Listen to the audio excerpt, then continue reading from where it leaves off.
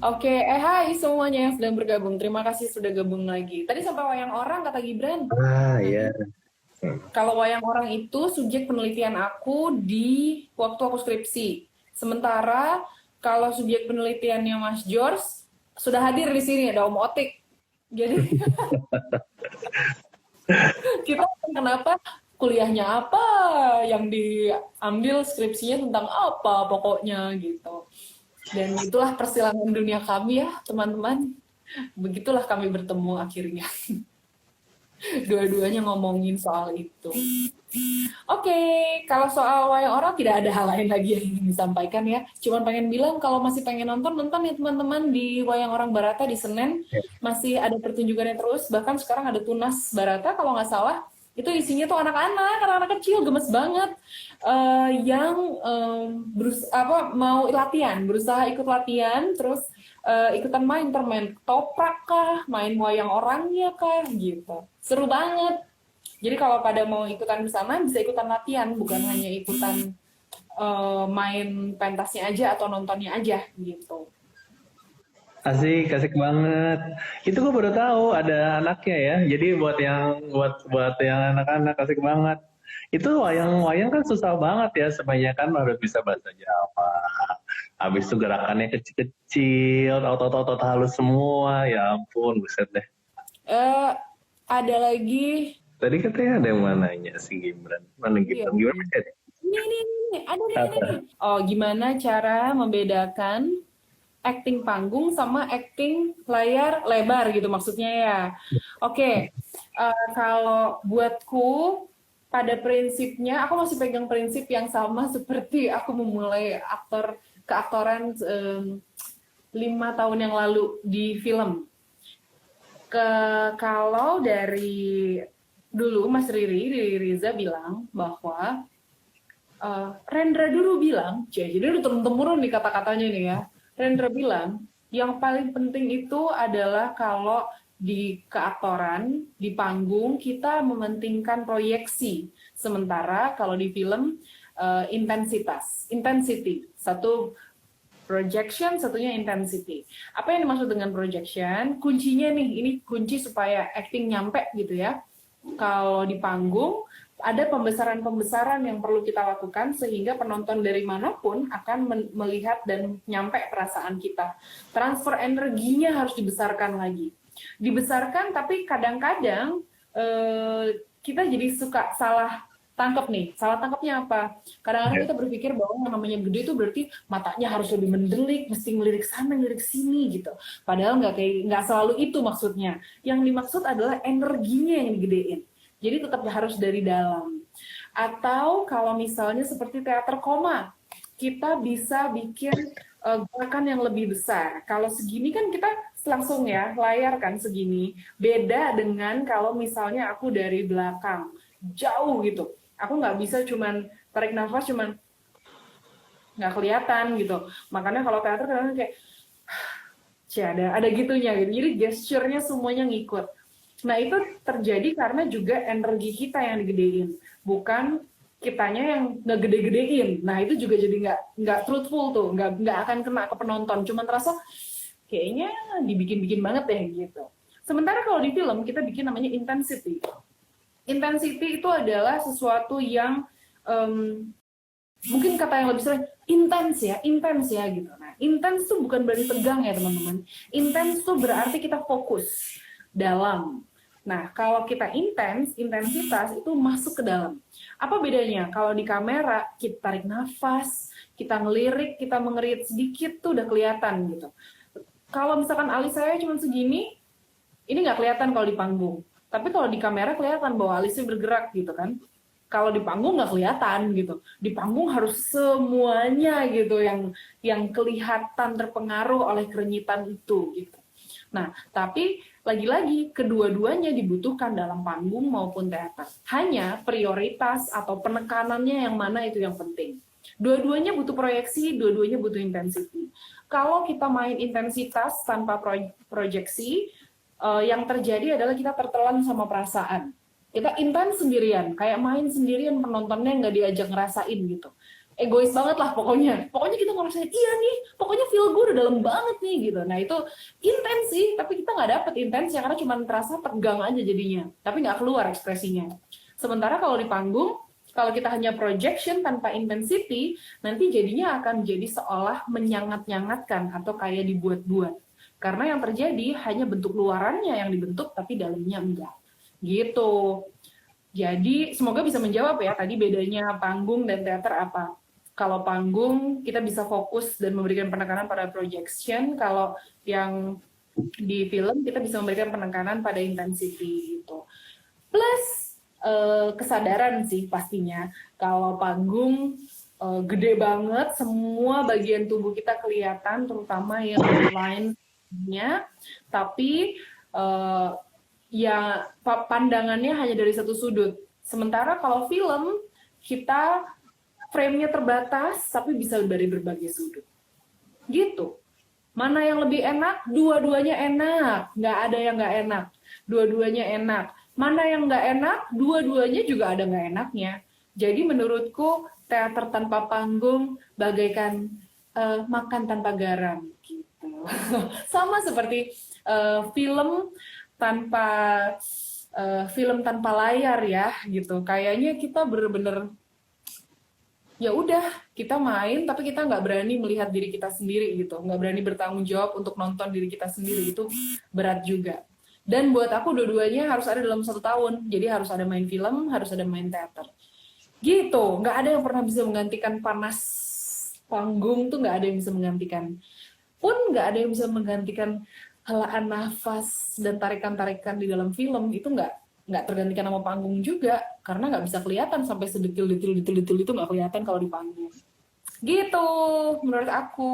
Tapi emang soal tadi yang kamu bilang soal projection tanpa intensity, jadinya ya itu ya acting jadinya ya, cuman bukan acting tapi jadinya iya, jadi acting maksudnya, acting jadi bohongan. Betul. Nggak enak nontonnya juga kayak dia nggak pas deh, gitu. Nggak ada isinya. Bagus ya, indah ya, estetis, tapi nggak ada maknanya. Kayak bagus, tapi kok nggak kena ya di perasaan gue. Nah, kalau kalian suka nonton kayak gitu tuh ada kemungkinan bahwa yang terjadi itu. Mungkin ya, ini baru mungkin loh. Tapi lu sebenarnya misalkan nih kalau dalam konteks panggung kan jelas space-nya segitu ya. Lu mengimajinasikan banyak hal di dalam space itu yang berganti-ganti gitu. Tapi kalau film, gimana lu masuk dalam itu? Saat kan prosesnya ada anak art ngeset, ada anak lighting masang kamera framing dari sini, nah baru tuh actor masuk ya. Gimana lu masuk ke dalam situasi itu dan membuat itu jadi playground sama lawan main? Jadi playground, iya banget. Itu istilahnya, aku suka banget sih istilahmu playground. Yang pertama kan kita persiapan dari jauh waktu ya. Jadi bukan cuma di saat itu aja. Satu hal yang harus dibiarkan bebas menurutku adalah ruang. Yang kita nggak boleh punya patokan dari awal kita mempersiapkan karakter gitu. Karena apapun bisa terjadi di lapangan. Yang harus saklek adalah karakternya menurutku. Tapi adaptasi itu penting banget. Nah, kalau udah di set, biasanya ngobrol, komunikasi itu udah paling penting sih. Komunikasi sama teman-teman yang di situ, sama lawan mainnya, komunikasi sama bahkan tim kamera, tim sound gitu. Kalau gue gerak gini ngeganggu sound nggak? Kadang-kadang kan ada adegan yang sangat emosional ya. Tadi ada yang nanyain, Bu Tigor, iya nih bener nih Amber sama Tigor ada adegan peluk-pelukan gitu kan. Pelukan emosional tidak terkontrol semuanya ya udah kan gitu. Dari awal aku mesti make sure ada satu adegan aku tuh inget banget aku tuh mau dorong Tigor. Begitu aku mau dorong dia, gue geser dikit dorongnya, jangan di tengah-tengah. Kalau di tengah buk gitu nanti. Karena ada di sini nih mic-nya gitu kan. Jadi kayak begitu take pertama, begitu sadar mau dorong, aku dorongnya bahunya gitu. Terus begitu mau kecuali pelukan ya, begitu pelukan ya udah bluk gitu. Terus tapi harus sadar pada saat pelukan juga, ya kan pelukan enaknya kan juga menenggelamkan wajah gitu ya. Cuman kalau menenggelamkan wajah kita nggak kasih apa-apa ke penonton gitu. Kayak kewajiban kita adalah menyampaikan pesan dari skripnya, dari sutradaranya, dari tim kamera gitu yang ingin keindahan. dan ingin bermakna semuanya itu kita harus nyampein ke penonton. Jadi nggak boleh kita egois sebesar-besarnya keinginan kita untuk menenggelamkan wajah dalam pelukan, tapi tetap kasih lah dikit lah penonton gitu. Bukannya pengen lihat-liatin muka gue, enggak. Tugas lu ada nyampein pesen. Kalau misalnya pesennya nggak sampai dengan kamu menenggelamkan wajah, ya jangan tenggelamkan wajahmu gitu. Atau itu goalnya sih harus menyampaikan pesan itu, sehingga kalau misalnya udah apapun yang terjadi dalam set selama ngobrol menurutku bisa diatasi. Ngobrol tuh misalnya bahkan sama DOP itu aku suka nanya, Mas nanti kalau aku begini susah nggak buat kamu? Oh nggak apa-apa, lu main aja, gue ngikutin. Wah seneng banget saya sama sama kameramen yang begini nih, sama tim DOP, tim kamera yang kayak gini nih, wah gila banget sih. Waktu itu kayak siapa ya, Om Ujel tuh kayak gitu modelnya, main aja gue kejar gitu. Aku merasa bahagia gitu. Tapi ya kita jangan habis itu kalau digituin take it for granted ya. Tetap kasih ruang lah, kasih ruang untuk bergerak untuk tim kita kayak gimana gitu. Sama tanya sutradaranya, ini yang mau disampaikan apa ya sebenarnya di sini, apa yang nggak boleh hilang gitu. Apalagi kalau misalnya naskahnya improvisasi. Kayak misalnya sama Wisnu Kucing ya, sama Garin Nugroho tuh. Nah, Mas Garin itu juga suka gitu kan. Yang mau disampaikan ini apa nih di sini nih? Oke, aku akan pastikan di situ sehingga apapun improvisasi yang terjadi nanti nggak akan melepaskan esensi dari pesannya gitu. Menurutku yang itu sih kuncinya teman-teman, kalau mau memastikan pesannya dulu kita pastiin sama-sama apa yang mau dicapai dari scene ini gitu. Kalau dapat yang kayak tadi tuh, dapat improvisasi, skripnya dikasih guideline doang, kasih konteks-konteks di belakangnya. Nah itu gimana? Di offsetnya gimana juga sama online kamu? Kalau menurutku kalau udah dikasih frame itu enak sih. Selama kita dikasih frame, selama kita udah tahu karakternya, menurutku kita nggak akan ada masalah. Karena kan kalau kita udah menjadi dan udah kenal sama karakternya, ya kan kita hidup sehari-hari juga nggak dikasih naskah. Ya Tuhan kasih naskah, tapi kita bisa lihat gitu ya. Dan ya kita kan berjalan tanpa naskah. Jadi udah ngikutin aja menurutku. Yang paling penting yang harus jadi pegangan adalah kita tahu karakternya, satu, itu yang nggak boleh hilang. Yang kedua, janjian, do's and don'ts-nya apa. Percaya sama pemain, tahu batas-batasannya apa, kita sepakati dan kita hargai. Kita hormatilah perjanjian di antara kita gitu. Itu perlu untuk dibicarakan. Jadi yang diomongin adalah frame-nya. Frame dalam arti kamera, frame, sama frame perilakunya apa. Do's and don'ts-nya apa yang kita sepakati. Di luar itu berarti boleh ya, boleh, oke, gue lakukan ya, oke, lu jual gue beli gitu kan. Kalau udah kayak gitu. Waktu gue di London ngambil directing gue, film gue itu yang Maya yang lagi tayang di GoPlay, itu skripnya improvisasi. Jadi ceritanya adalah pelukis yang jatuh cinta sama cewek umur 20 tahun. Pelukisnya udah bocap gitu. Jadi ketegangan itu. Gitu. Prosesnya menarik karena dari 2 hari syuting di off screen-nya mereka juga mengkondisikan itu gitu loh. Mengkondisikan itu. Jadi yang tadi lo bilang memperkaya pengalaman gue saat itu menarik sekali, di mana kita mengambil kan playground-nya enak banget ya buat talent gitu untuk main improvisasi gitu ya. Cuman kan tetap nggak mungkin liar gitu loh. Kalau liar nggak kemana-mana juga gitu, aneh banget kan gitu. Iya gitu. Jadi waktu gue ingat banget kan kita ada lokasi yang dekat dari tempat es krim ke tempat mereka jalan ke kelas itu dekat. Jadi kita jalan kaki. Ya kita dengan talent ini jalan kaki, si anak sound dan semua jalan kaki ke situ. Gue bingung, gue jalan di depan sama DP gue, di belakang kok gue dengar mereka berantem ya, gitu. Kayak kesebel gitu, mereka berdua nih berantem di belakang, gitu loh. Gue dengerin terus, mau nyampe di lokasi yang berikutnya gue baru ngerti, mereka lagi ngondisiin buat scene ini. Buat for the next scene, mereka tuh bikin itu gitu loh, ya kan. Menarik ya. Iya, aku beberapa kali melakukan itu juga sih. Tapi catatannya ya lawan mainnya mau diajak gitu ya, gitu. Konsen penting banget menurutku. Mungkin orang Indonesia nggak terbiasa sama konsen ya. Kayak ya udah kita Ya. cobain aja gitu, hitung trial and error gitu. Cuma aku udah membiasakan konsen sih. Sesimpel kayak aku izin ya, berarti aku akan anggap kamu suami aku sepanjang produksi, misalnya gitu.